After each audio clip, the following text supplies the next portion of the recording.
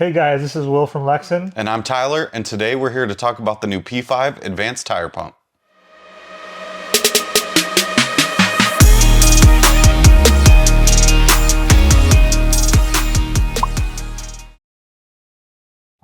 So, we launched our first generation tire pump earlier this year.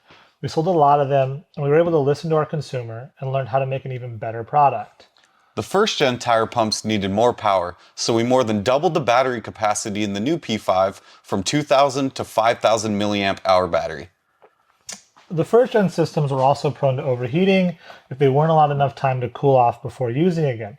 So while the P5 still needs to cool off for a couple of minutes after a fill, we added an active internal cooling fan to keep the P5 working reliably. Also new with the P5 is the integrated battery pack feature that allows you to charge devices like your phone or your helmet intercom through a USB-A port on the top of the pump. The P5 features a strong heat and abrasion wrapped trachea with a threaded Schrader valve for safe and accurate fills. The kit also includes ball and Presta adapters for other filling applications. The P5 pump has presets you can cycle through, as well as selectable measurement units for users outside of the US. All this in a tight little housing you could stuff just about anywhere and ride with confidence.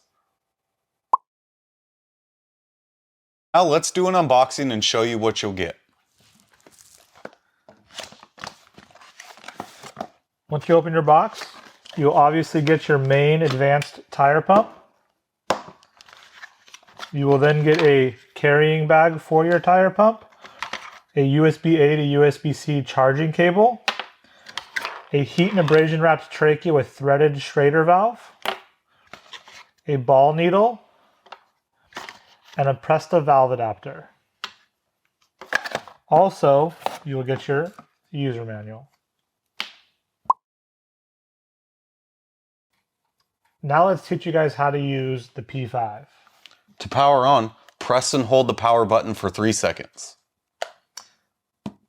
The P5 has 4 battery indicators: green, yellow, red, and flashing red. Flashing red means you're at 10% or below, which means you need to recharge it prior to your next use.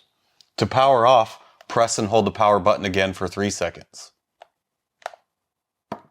The P5 has 4 different units of measurements. You can cycle through them using the unit button. The P5 also has a built-in light. You will use that by pressing and holding the settings button for 3 seconds. And to turn it off, you'll press and hold again for 3 seconds. To start inflating, simply press the power button to turn it on. And to turn it off, press the power button again.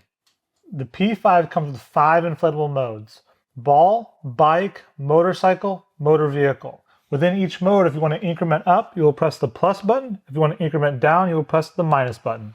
The 5th mode is a fully customizable mode. It will show no icon on the screen, but it allows you to range from 2 to 150 PSI.